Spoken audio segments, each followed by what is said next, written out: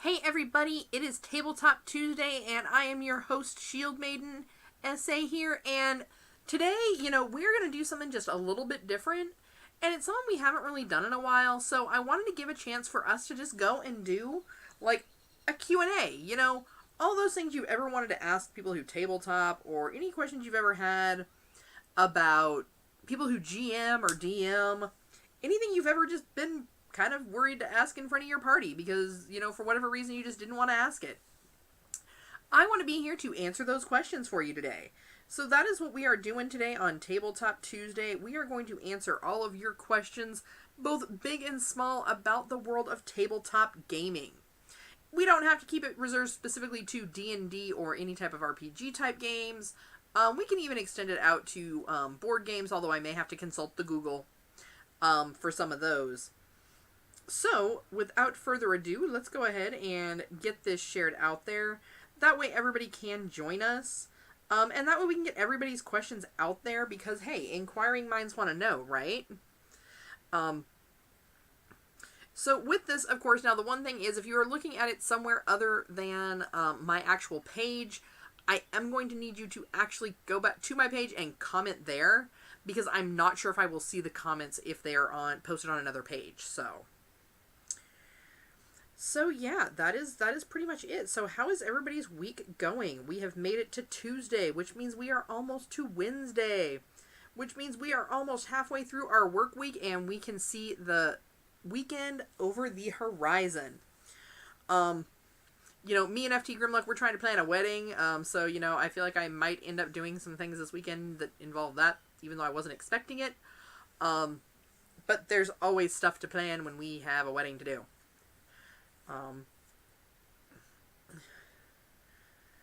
So yeah, let me get this shared out because, like I said, I like to make sure that people know what we're doing.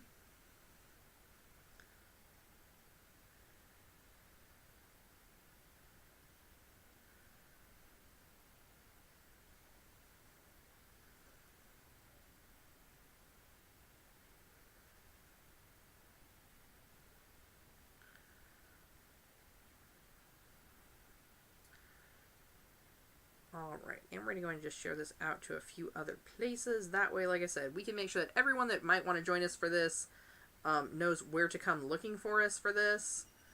So that way, we can keep everything moving forward.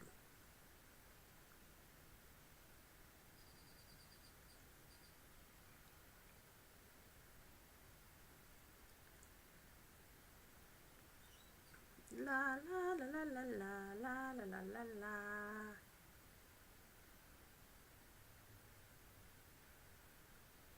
Come on. Come on. There we go. Because, like I said, I know that there are a lot of times when people, at least in our games, we've had a lot of people that, they've come to us and they've had questions. And they're questions that, for us, we always kind of wondered, because you could tell, they were so shocked, oh, wow, okay, that makes so much more sense now. And I was always kind of wow, why don't people ask their DMs more questions? We know that our parties question everything that we do. Because, well, let's just face it, me and Grim, we throw some really kind of fun, crazy stuff in there. And, it makes our players question our sanity on a pretty regular basis. So like I said, I like to be sure that I can go in there and I can answer any questions you guys have. Anything that makes you curious, hey, what's the difference between 5e and 3.5? Why is there such a divide between the two? Any questions you have about that, just let me know. And we can go ahead and, we can talk about that a little bit more. Because like I said, I am willing to answer any questions that you may have when it comes to that. That was why I did, of course, post up a little bit earlier today. That way, if anybody had questions they wanted to go ahead and submit to me early, I would have all of that going. And we did, of course, post this over to Instagram as well. So that way we can get everything going there as well.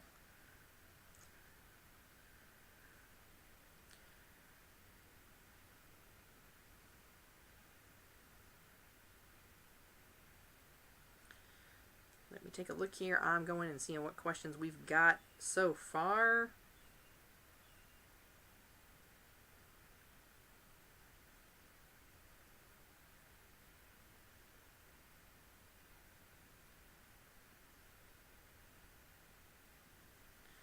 So we'll give people a time to kind of join in us here.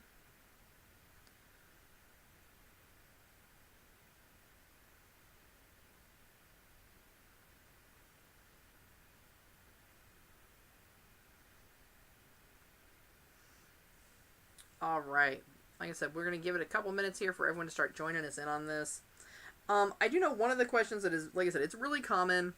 A lot of people don't understand the divide between 3.5 and 5th edition when it comes specifically to Dungeons and Dragons. Now, while 3.5 allowed you all of the roleplay abilities that you wanted, it kind of lacked as far as some of the mechanics. It wasn't a bad system, but it was really easy to kind of get wandered on down the rabbit hole, so to speak, and kind of literally get your party kind of lost. Now, for an experienced GM, that's not a problem. You always have a way that you can kind of bring your characters back in. But, when Dungeons & Dragons, when Wizards of the Coast was looking at revamping some of that, they went and said, well, okay, what do we want to do? So we need to make some of these mechanics more player-friendly. They then brought out a new system referred to as 4.5 or Pathfinder. It brought people back into, actually Pathfinder Light is what most people refer to it as. And so it gave you some good mechanics. It gave you a little bit of good roleplay, but it did, from what I understand, I have not played Pathfinder, so someone feel free to correct me on this. It did kind of limit your character creation. And so then they got into 5e because they're like, well, you know what? Hey, people are talking about, having a hard time finding modules. People are, they want something more streamlined, something that's more like dungeon crawler type stuff. That's how we got 5th edition.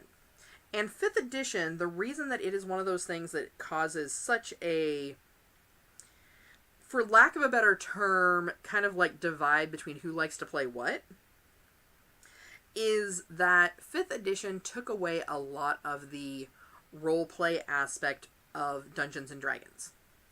So if you are someone who is playing Dungeons & Dragons because you want the roleplay aspect, and you want to, have this great character and this great, really rich story, 5e doesn't always do that for folks. Where 3.5 had more of that, and that's why more people tend to kind of lean towards 3.5, who are more creative. Or people that are more interested in playing for the story rather than just to have this great adventure. Where your adventure players, those are the guys that are, they want to know that, hey, when I start this mission, this is where it's going to end me up. Ultimately, at the end of it all. So that's why there's a big divide there. From there, you got some more experienced DMs that kind of missed the roleplay aspect. And so that was how they kind of drew in, so to speak, and brought out things such as homebrew. Homebrew, I think, is, if you start with a 5th edition based run and you add a homebrew element, whether it be additional characters, additional monsters, additional jobs and skills. Honestly, I think homebrew, even though it is not something that is as sanctioned, it's more player created. I really think that homebrew was the direction that they were hoping 5e would go. Because it gives you the option to not only have amazing roleplay, amazing characters, amazing stories, which can lead to having a whole lot of fun, but it does also let you still have, if you need it, a more linear story. So a more goal-oriented story, I guess is one way to put it. And I think some of that was because, as someone who's played with some really fun parties and really unique characters that make our GM shake his head, I can definitely kind of see how we would easily get off track. It's just what our group does. Our goal is to, distract the GM. That's like the thing. Like, hey, what can we throw at him to just make him shake his head and and say, hold on, let me look this up and figure out how this is going to work. That's kind of what we live for. But we're people who have played for a really long time. Our DM has been running games for a very long time. You do that to a new DM, it could kind of throw them for a loop. So I can kind of see where getting away from that for bringing people into the game is good, because it makes it easier to run a game, so to speak. And so I think that's really what they were trying to do, is encourage more and more players. Just unfortunately, when it comes to the limitations of 5th edition, it went a little too far in kind of killing the story mode of it, so to speak. So, you know, you're trading off the ability to have more fluid missions and shorter missions with the ability to have an amazing character that you created.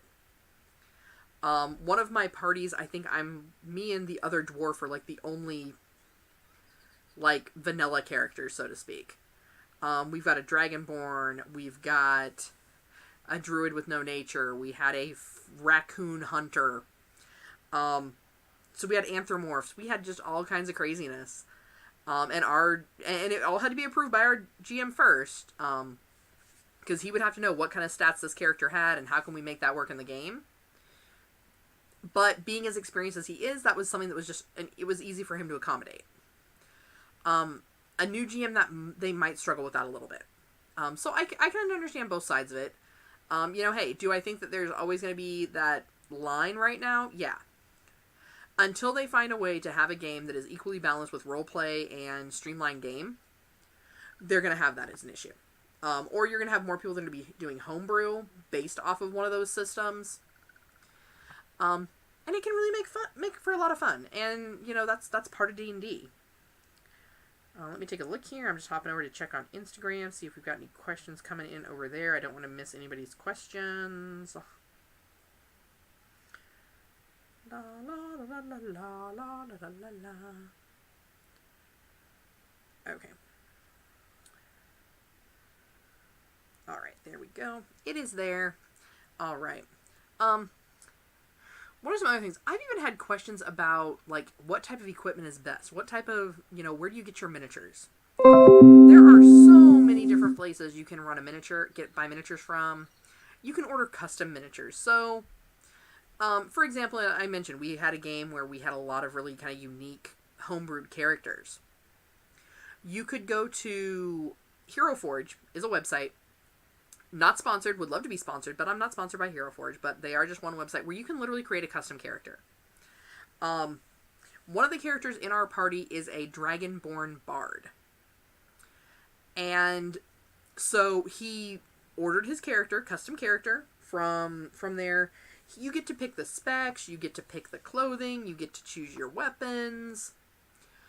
All kinds of really fun stuff. Now, is there any reason you can't also go to your local game shop and just buy a human fighter from the Wizard of the Coast set? No, there isn't. There is a thing called kit bashing, because say you buy it, but you know, hey, my guy doesn't have a bow and arrow, he has a staff. For some reason, my human ranger has a staff. I don't know. We've seen Stranger Things. Not the show, but Stranger Things in our party. Hi there, druid with no nature. Anyway, I digress. Love you guys. So if you wanted your character to have a bow and arrow equipped rather than a staff, you can always kind of, with a little bit of glue and magic, you can kind of piece your characters together. Back in the day, if you had a character that was pretty much what you did. You were never going to find a character that was exactly what your character was. And so with that being said, you did a lot of what they refer to as kit bashing. That basically means you take parts of one character and cut them off and glue them to another. Some of you on my Instagram may have seen a miniature that I painted that was a satyr. That was what I had to do with her, because when she came in, the figure only had knives. I don't know why. But for some reason, the satyr only had knives. So, but my character in Tefra was a gunslinging character. So I found another character. I cut off one hand that had a gun. I glued them together with some super glue. Primed it, painted it. You'd never know the wiser if I didn't tell you. So there are lots of different ways to get the type of character you want. If you want it to really closely resemble what you have pictured as your character, hey, power to you. There are a million ways to do that now. Dice and dice trays. Once again, I always like to check my local game shops. You guys have probably heard this from me, and you hear it from me until the point where you're getting blue in the face. I always want to do my best to try and shop local. You shop with your local vendors, your local merchants. It's going to ensure that they are there another day to be there when you need them. They're going to be there when you have things that you need to buy. When you stop shopping local and you're only ordering on Amazon, sometimes they're going to say, hey, I can't get it. Check Amazon. They might have it. Because your local game shop cannot carry everything. That is an impossibility. Remember that. No store, repeat after me, no store can carry everything at one time. So there are times when you are going to have to resort to ordering off of Amazon. Or ordering from another retailer. And that's completely fine because that, helps build the community further. But when you can, I always like to try and buy local. Because it means that I now have that extra convenience of having a local shop that I can go to for dice or card sleeves or dice trays, dice bags, or any other crazy odds and ends that I end up picking up. So just kind of keep that in mind when you're trying to get everything set up. Try and shop local where you can. If it's something like a player's handbook, try and buy local. Sometimes they have them, sometimes they don't. Maybe you have a bunch of people that have recently gotten into 5th edition. So they honestly are just out of stock of 5th edition books. It happens. There are digital versions. There are digital versions you can buy online. Everybody's method of getting their hands on that is going to be a little bit different. But, like I said, try and do what you can to shop local when at all possible. Let me take a look here. So I'm trying to definitely kind of keep an eye on all the Facebooks and everything, because like I said, I'm not sure if people's questions show up if they are not posting them directly onto my page. So let me just take a look here.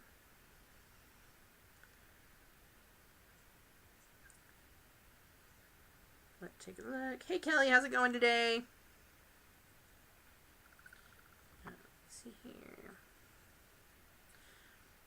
All right, let me just check out. Like I said, in the event that people didn't hear it before, that I can only see the questions for what people are posting directly onto the page. I can't see any comments or posts that are that are on other pages where the questions may have been shared at.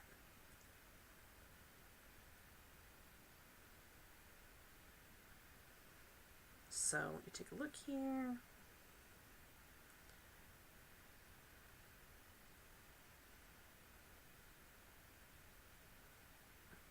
All right, there we go.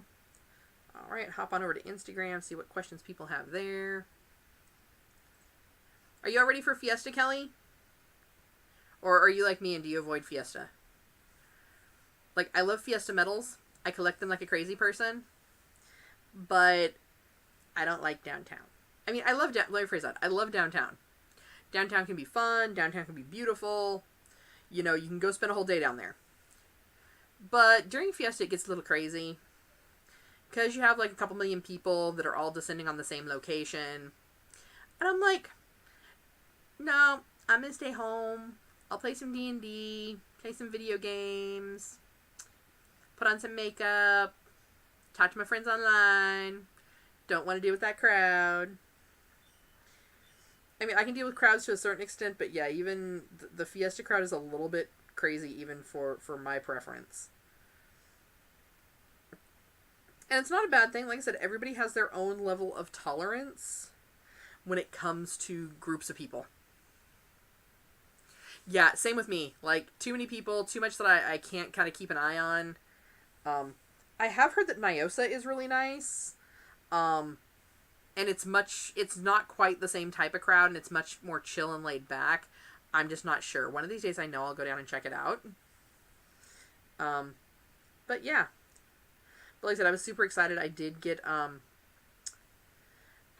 new Fiesta medal yesterday. And so, like, if you guys go to my Instagram, you're going to see a few pictures here and there of these things called Fiesta medals. Basically what they are, they're these medals that local businesses, groups, charities make every year, and the sales of these go towards various charities. Collecting them, you're never going to get the same medal twice each year. In 2 years in a row, because each company creates a new Fiesta medal each year. So what you got from one business in 2019 is going to be different than what you got from that same business in 2018. So yeah, I'll have to post some more pictures over to Instagram for that. I have some really cool shadow boxes that I've put some of mine in from the past years, just so that I have a great way to store them. A lot of people wear them on sashes and wear them in downtown during the events, which is super cool. I covet my Fiesta medals, and I just don't want anything to happen. Oh, so if I go to Nyosa, go early. Got it. So yeah, that's a little bit of like San Antonio trivia facts for you. But yeah, like I said, being in a city like this, there's always lots of things to do. There are some things that people do because it's tradition. There are some things people do because they like to party, and there's nothing wrong with that. It's just not always my thing. So, I'd rather get a really good... What? Yes, Kelly, you need to... It's like a Fiesta medal to raise money for Girl Scouts? Say yes? Say yes?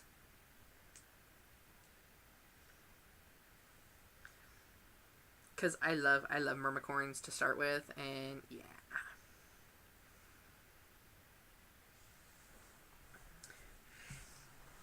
So yeah, let me see what other questions we have coming in. Make sure they're not on other posts that I'm just not seeing.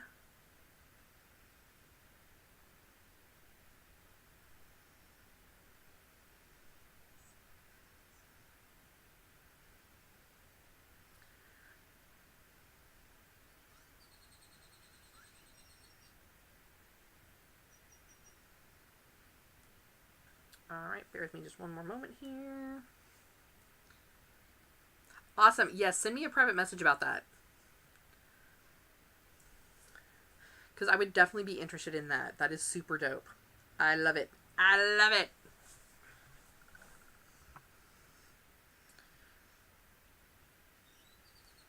Alright, let me take a look here. Now, when it comes to like things like terrain building when it comes to tabletop games, there's so much that you can do with it. It doesn't always have to be stuff that you buy at a store. Like when I was a kid in school, we used to do these dioramas for like back in the Wild West, like Oregon Trail days. And I remember one time there were these, I made a covered wagon out of popsicle sticks, I think it was. Like popsicle sticks and some super glue. No, hot glue. I hot glued them. That's what it was. There are lots of things you can do like that are going to give you really unique terrain. The more terrain you have, then like the smoother it's going to make that gameplay, and the more immersive it's going to be for your players. Because that's really what the game is about. If anybody ever struggles with getting their creative chops wet, it really helps. It can help your players if you have terrain that even if you've built it. It doesn't necessarily have to be, it doesn't have to be terrain that you go out and buy. It doesn't have to be anything super fancy. It doesn't even have to be designed for D&D. I have some terrain that was actually originally built for model train sets. But I was like, those trees will work for D&D. So I bought a whole bunch of those trees for my D&D gameplay. Anything that can just kind of help create that scene. Some people are really good with like just the gridded mats and the gridded tiles. Some players, especially newer players, they are going to need something a little bit more immersive just to kind of help wrap their mind around the whole scene and how it's playing out. Let me take a look here. Hopping back over to Instagram.